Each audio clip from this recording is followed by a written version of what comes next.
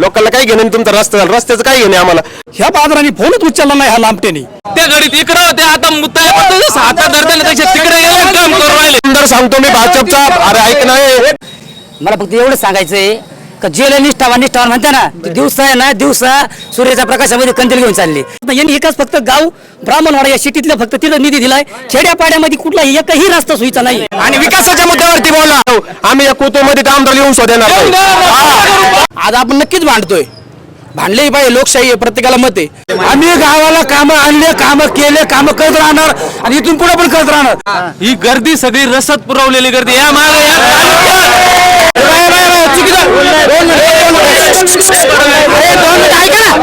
तुमच्या अकोल्यातले सर्व लोक येतात, ते म्हणतात असा रस्ता अकोला तालुक्यात कुठे झाला नाही. आजपर्यंत 40 वर्ष पिच्या साहेबांनी जात दाखवली नाही. त्यांच्या घरी ते खानदानी श्रीमंत आहे, 100 एकर यांच्या एक एकर नाही, टक्केवारी घालून आता एकर राहिले. आम्ही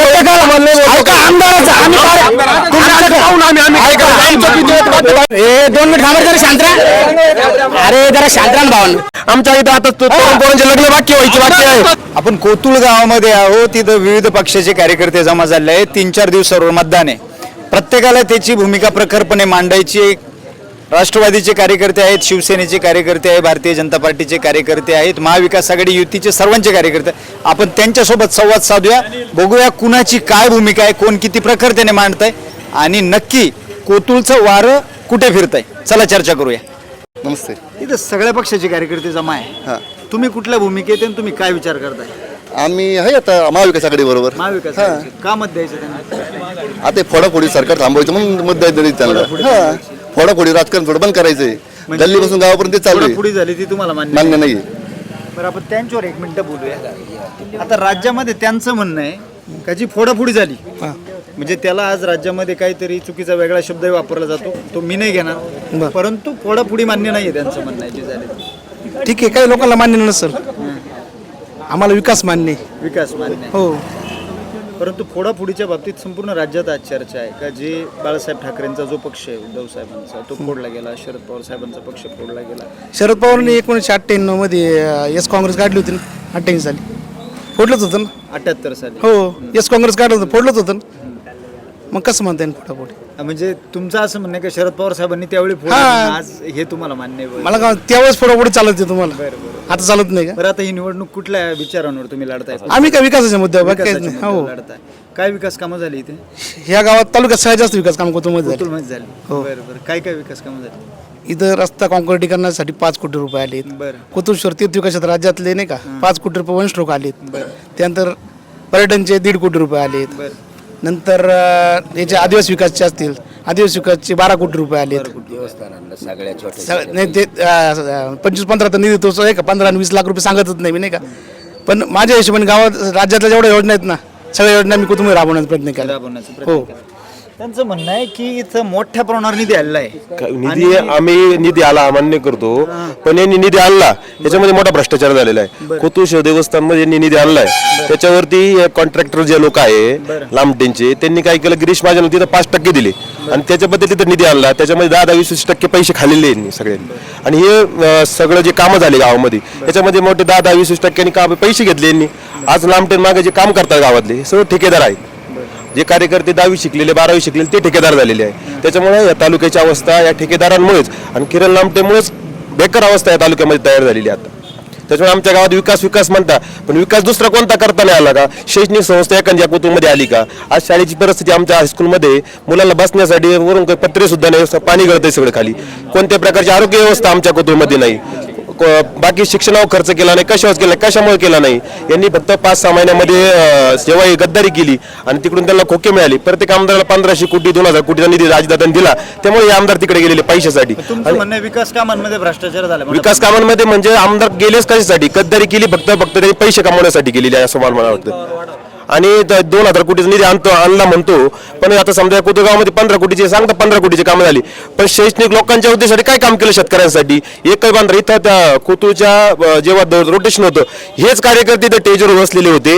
यांनी 1 खड्डी सगळं पाणी एका रोटेशनमध्ये सोडून दिलं आणि लोकांना याच कार्यकर्त्यांनी सांगितलं होतं की आम्ही वरून पाणी आणू. कोणत्याही प्रकारचं पाणी आलं नाही. प्रत्येक शेतकऱ्याची 1-2 लाखाची नुकसान झाली. हे सर्व मी जाहीर निश्चित या लोकांचा करतो. जे किरण लांबटे इथं बैठकीला बसले होते त्यांना आम्ही सांगत होतो की तुम्ही एका रोटेशनमध्ये पाणी सोडू नका. आज 4 वर्ष झाली धरणून, जवळ 7 वर्ष झाली. दरवेळेस 2 रोटेशन होतात, यावेळेस एका रोटेशनमध्ये सगळं पाणी खाली सोडून दिलं. त्यामुळे शेतकऱ्यांची आर्थिक नुकसान भरपूर झालेले. यांच्या 6,000 2,000 एका शेतकऱ्याला 2-2, 4-4 लाख रुपयाचं नुकसान झालं. लोकांना काय घेणं तुमचा रस्ता झाला, रस्त्याचं काय घेणे आम्हाला. आमच्या पोटा पाण्याचा प्रश्न, आम्ही शेती करतो, शेतकऱ्याचा प्रश्न नाही. त्याच्यावर सगळ्यात कांद्याचं नुकसान झालं, उन्हाळ्यामध्ये जे पिकं टोमॅटो घेतात त्यांचं नुकसान झालं. त्यामुळे यांची जागा हे शेतकरी लोक यांना ते 20 तारखेला दाखवून देतील. शेतकरी त्रस्त आहे. त्यांचं म्हणणं आहे की शेतकरी त्रस्त आहे किंवा पाणी अतिरिक्त सोडलं गेलं का, जितकी गरज होती पाणी सोडायची त्याच्यापेक्षा जास्त पाणी सोडलं. अशा वेळेला की ज्यावेळी मुळेचा पाण्याचा संघर्ष मोठा चालू आहे आणि प्रत्येक शेतकऱ्याचं अत्यंत मोठं नुकसान झालं असताना तुम्ही विकास झाला असं बोलताय. अतिशय ज्वलंत प्रश्नाला खरं तर आपण वाचा फोडली या ठिकाणी. आपण 2019 नंतरची सगळी 5 वर्षाची नियोजन बघा, 2019च्या पूर्वीची सगळ्या 20 वर्षाची नियोजन बघा की जी संगमनेरला कालवा सल्लागार समितीची मिटिंग संगमनेरला व्हायची. 2019 नंतर आपण सगळेच परिवर्तनाचे शिलेदार आहोत.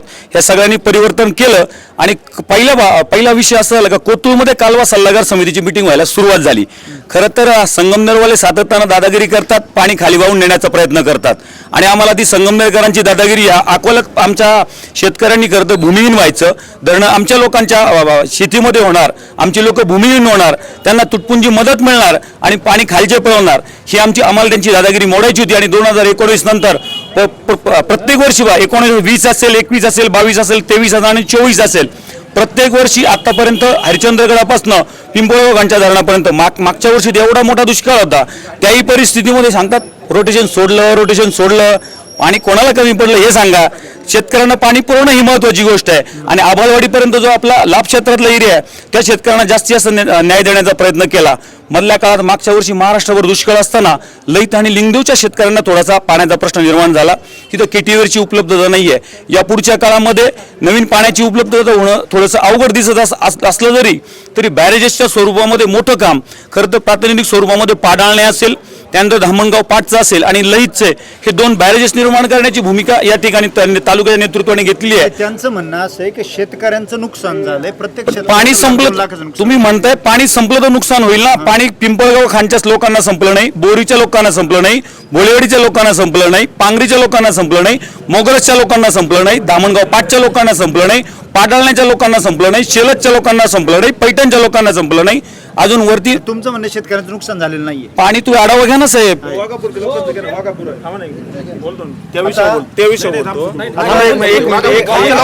वाघापूरला प्रत्यक्ष उन्हाळ्यामध्ये प्यायला सुद्धा पाणी नव्हतं.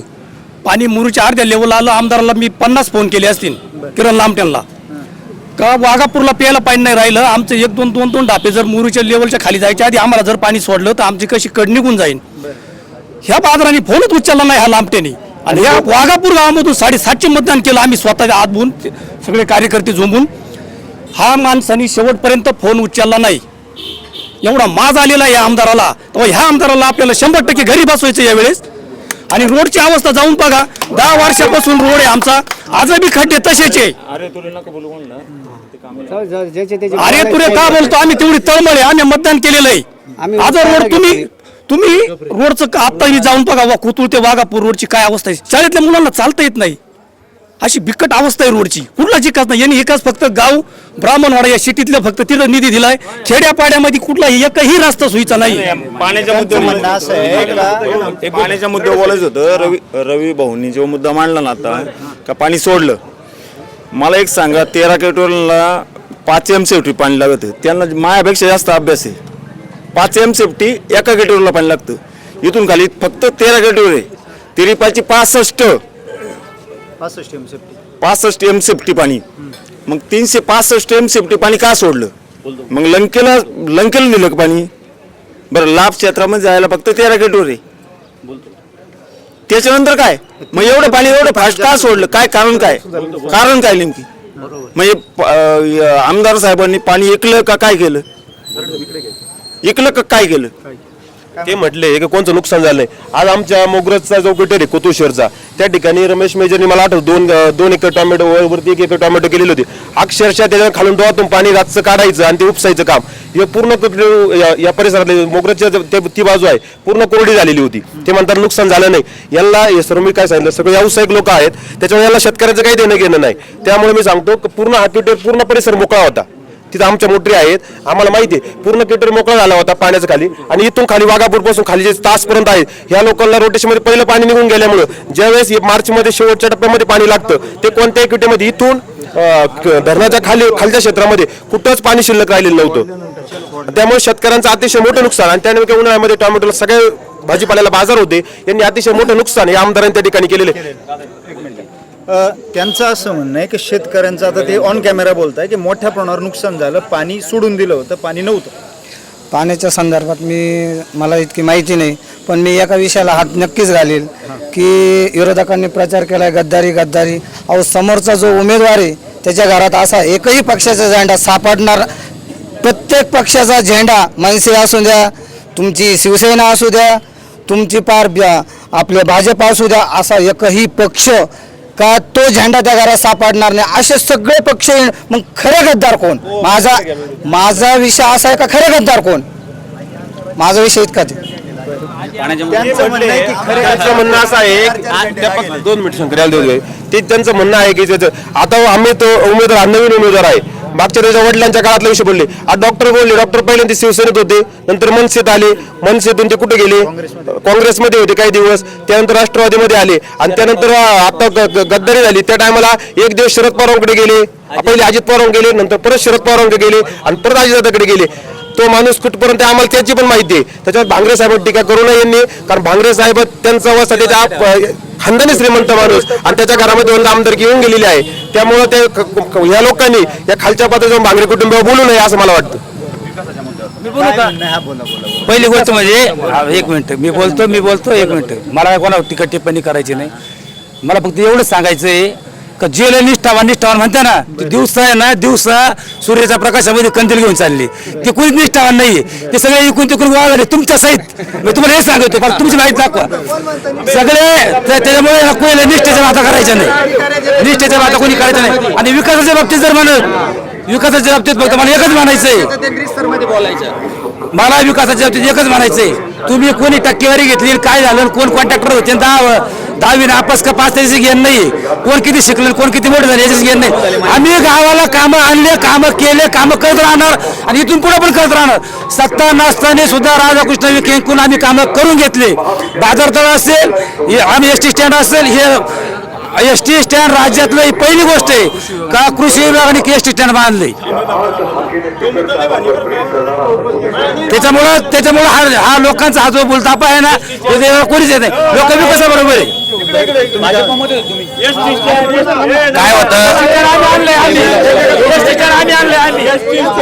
असं आहे, इथं विकासावरती यांच्याकडे मुद्दा काहीच बोलायला नाही. यांनी विकासावरती काय, मी म्हणतो यांनी काय केलं, अशोक भांगरे असू किंवा पिचड साहेब असू, या घराण्याने आतापर्यंत काय केलंय का, या तुझ्या थाप टाकतो तू पडल्यासारखं कर म्हणजे मी बसतो. यांनी आतापर्यंत 40 वर्ष हे केले या दोन्ही घराण्यांनी. त्याच्यामुळे तालुका आपल्या 40-50 वर्ष पाठीमागे गेलेला आहे. आमदार साहेबांनी 1.5 वर्षात कामं केले. तुमची प्रवृत्ती नाही म्हणायची तर शांत बसा, पण ज्यांनी काम केलं त्याच्या विरोधात बोलू नका, मला तरी म्हणायचंय. 40 वर्ष झालं, आणि जे आमदार साहेबांबरोबर जे फिरतात त्यांचे सुद्धा आमच्याकडे फोटो आहे. काय मुंबईला गेले, कोणी काय केलं, असं काय कोणी म्हणायचं काय कारण नाही. कोणी रट्टे कुठं काढले, सगळं आमच्याकडे आहे. त्याच्यामुळे ह्या दादागिरी आम्हाला करायचं नाही. आम्ही आमदार साहेबांचं काम करणार आणि विकासाच्या मुद्द्यावरती बोलला. साहेबांनी पिंपळगाव खांडे धरणाचं आतापर्यंत राजकारण केलं, तिथं जे पाण्याचं नियोजन नव्हतं, पाणी पिचड साहेबांनी काम केलं, याला आम्ही मान्य आहे. आमचं मूळ धरणं बांधले पिचड साहेबांच्या पाठीमागे आम्ही होतो आणि अजून पण आहे. पण पाणीचं नियोजन होत नाही, तर आमदार साहेबांनी पाण्याचं नियोजन व्यवस्थित केलं. पुलाचा प्रश्न होता, काय परिस्थिती होती बाजारपेठ मधली, त्याच्यानंतर पिंपरखाने पुलाचा प्रश्न काय होता, या त्या गोष्टी ठीक आहे. म्हणजे मला काय म्हणायचं, यांनी राजकारण करायचं, 4 जण गोळा करायचे, याच्यावरती राजकारण होणार नाही. आणि आमदार साहेबांनी खरंच काम केलेलं आहे, त्यांच्या पाठीमागे राहणार आम्ही पूर्णपणे. पुलाचं हे बोलले, पुलामध्ये आमच्या बबलू देशमुख होते, रवी भाऊ आरोटे आमच्यामध्ये होते, आम्ही ती कृती समिती स्थापन केली होती, आणि ते अजितदादा विचारण केलेलं आहे. या ऐक त्या टायमाला आम्ही भारतीय जनता पार्टीत काम करत होतो आम्ही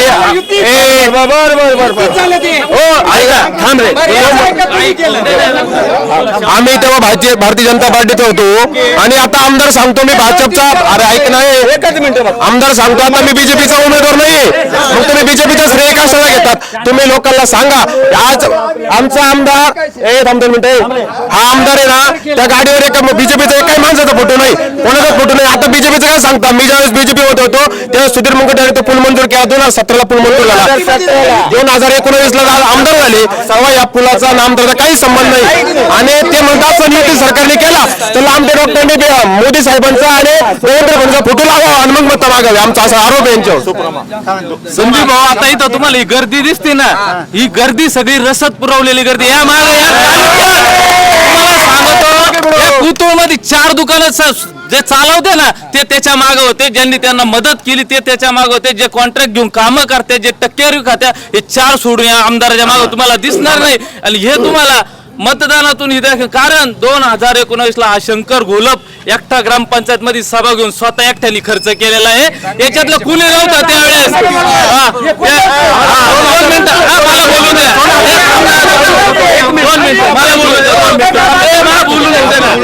मला सांगतो 2019 ला जी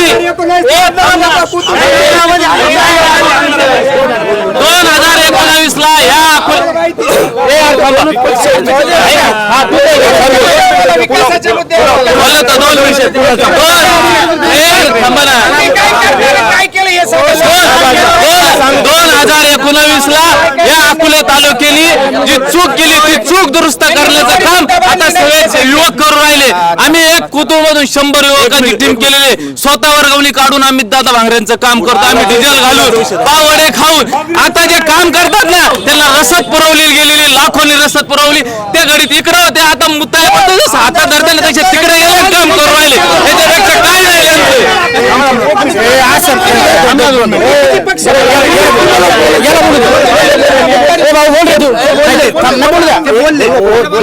दोन मिनिट साहेब थांबा जरा शांत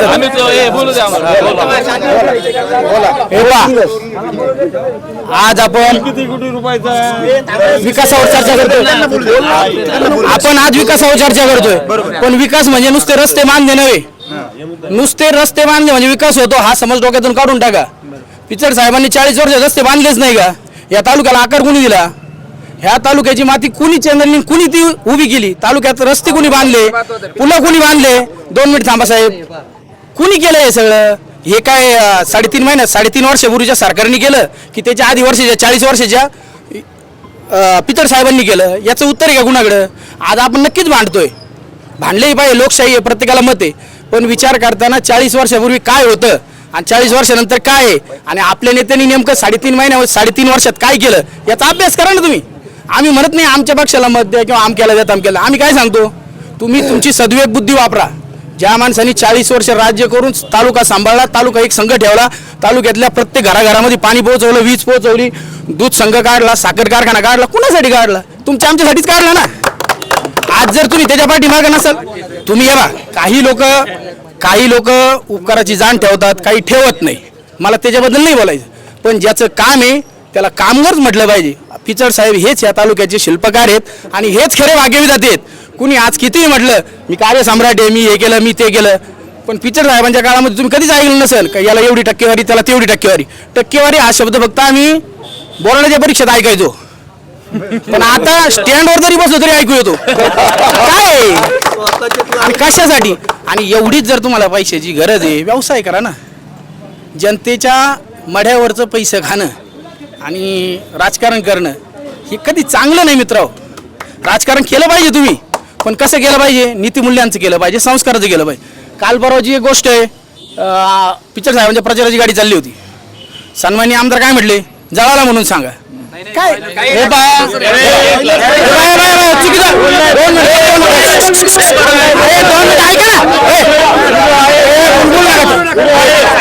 चुकीचा बोलू नका काय पद्धत झाली अहो बोलू द्या ना ऐका ना सर अहो 52 माझं एवढंच म्हणणं आहे, माझ्या विचाराशी असहमत असाल तर तसं म्हणा. तुम्हालाही बाजू मांडण्याचा अधिकार आहे, आम्हाला जसं आहे तसं. मी जे बोलतोय ते ऐका, तुम्हाला पटलं तर बोला, नाही तर विषय सोडून द्या. पण तुम्ही 40 वर्षाचा इतिहास पुसणार आहे का?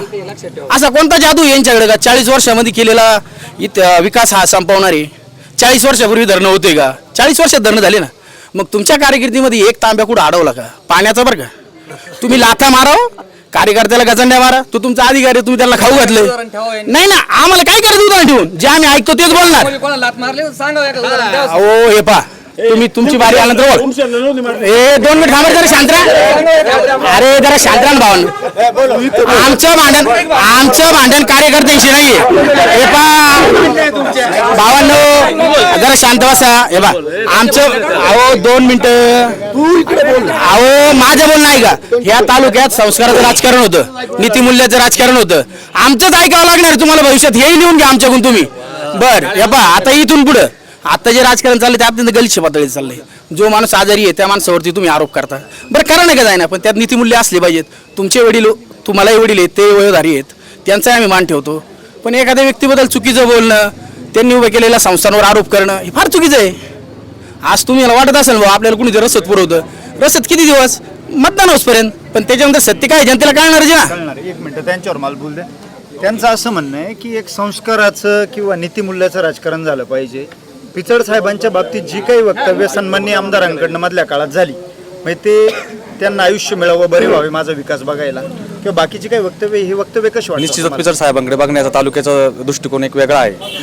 पण विरोध त्यांना नाही आहे. ज्या मागच्या 5 वर्षाच्या काळामध्ये वैभवराव सत्तेत नव्हते, आमदार होते, पण अक्षरशः त्या काळामध्ये काहीच नाही. आमच्या कुतुळा फक्त एक रथ आलाय त्या 5 वर्षामध्ये.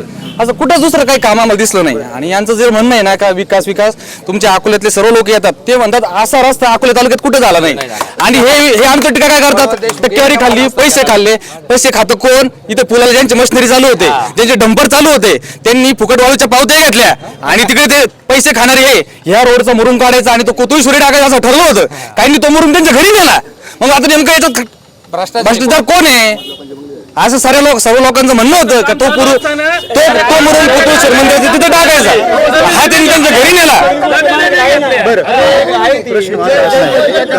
बऱ्याचदा असं म्हटलं जातं का 40 वर्षात कुठलाही विकास झाला नाही. त्यांचं म्हणणं आहे का मोठ्या प्रमाणावर कामं तालुक्यात झाली. निश्चितच पिचड साहेबांच्या कार्यकाळामध्ये या ठिकाणी विकास झालेला आहे. पण तो ज्या पटीत संगमनेरचा विकास झाला त्या पटीत अकोल्याचा विकास झाला नाही, ज्या पटीमध्ये राहत्याचा विकास झाला त्या पटीमध्ये अकोल्याचा विकास झाला, एवढं आमचं म्हणणं आहे. विकास झालाच नाही असं आम्ही म्हणत नाही, पण निश्चितच 5 वर्षामध्ये आमच्या कुतुळ गावाला फक्त एक रथ भेटलाय, याच्यापेक्षा दुसरं कोणतंही काम दिसत नाही. एवढंच माझं म्हणणं आहे. जेवढं काम निश्चितच व्हायला पाहिजे होतं त्या पटीत काम झालं नाही. आणि आमदार साहेबांना आता सध्या 5 वर्ष भेटले, त्यातले 2 वर्ष कोरोनात गेले, 1 वर्ष सत्तेच्या बाहेर होते आणि 2 वर्षाच्या कमी कालावधीमध्ये या ठिकाणी रस्ता झाला. कुतुळेश्वर मंदिराला 6.5 कोटी रुपये दिले, 50 लाखाची अभ्यासिका दिली. इथे आमचे समाज मंदिर आहे, मातंग समाजाच्या मंदिराला 20 लक्ष रुपये दिले.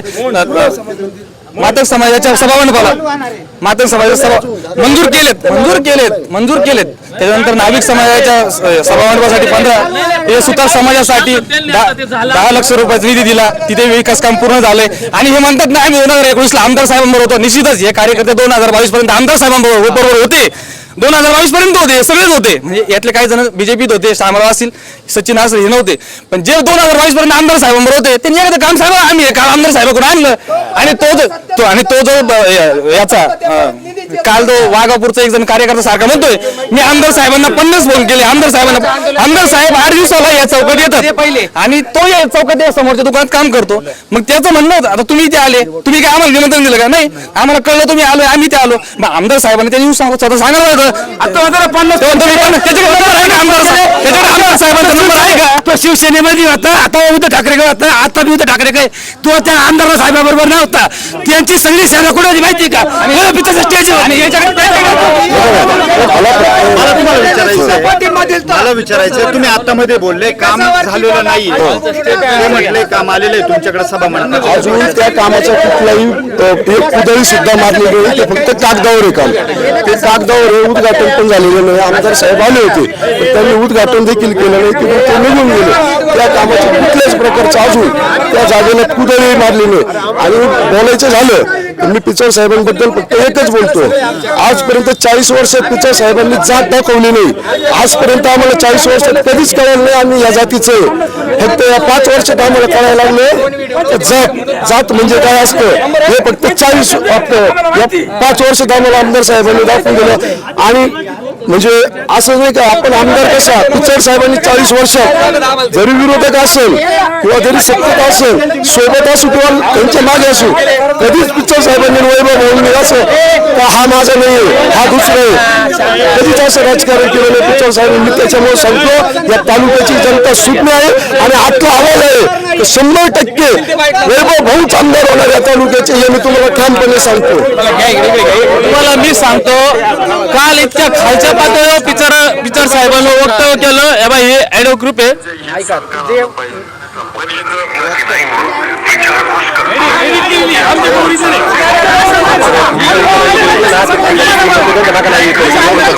आणि ऐका आणि 2 मिनिटं ऐका आमचं उद्या ते ऐकायला लावतो मी. जे म्हणता ना डंपर ऐका जे म्हणता ना यांच्या डंपरनी मुरून मिळून आला अहो त्यांच्या घरी ते खानदानी श्रीमंत आहे 100 एकर यांच्या 1 एकर नाही टक्केवारी घालून आता एकर राहिले. आणि बोला 2 नंबरच्या पैशाने माफ करू नये 2 नंबरच्या पैशावर हे आमचं सांगणं. तुम्ही आमदाराला घेऊन एवढं मोठं देवस्थान पुतूळचं फक्त पैसे गायसाठी खोटी ट्रस्ट स्थापन करून तिथे हे केली. हे आमदाराच्या बिल्लावाला केलेली खोटी ट्रस्ट आहे. पुतूळच्या भावना देवस्थानच्या भावना या सर्वसामान्य जनतेच्या भावना या गप्प बसणार नाही. या भावना आम्ही 20 तारखेला मतपेटी दाखवू आणि 23 तारखेला तुम्हाला बोलाल आमचं कोथरूडचा काल धामणगावच्या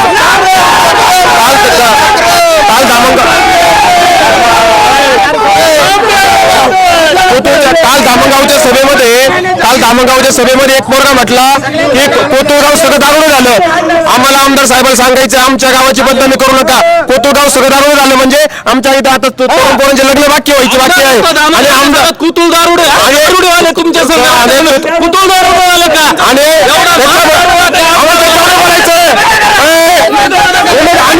आम्ही वैयक्तिक टीका करत नाही. आम्हाला दारू धंद्याचं काही घेणं नाही.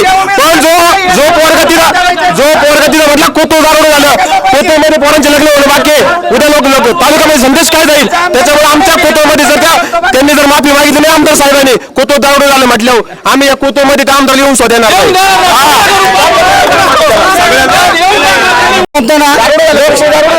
लोकशाही पद्धत आहे. आणि जर कोणी जर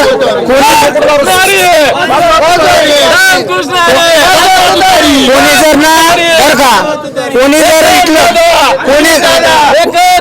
हिटलरशाहीची भाषा करत असेल करत असेल तर या कोथरूडमध्ये त्यांचे पण गट आहे आमचे पण गट आहे. उद्या तुम्ही आमदाराला येऊन तुमच्या दानात दाखवा तुम्ही नाही येऊन नाही तर आमची दानात आम्ही दाखवतो. कारण ऐका आमदाराचं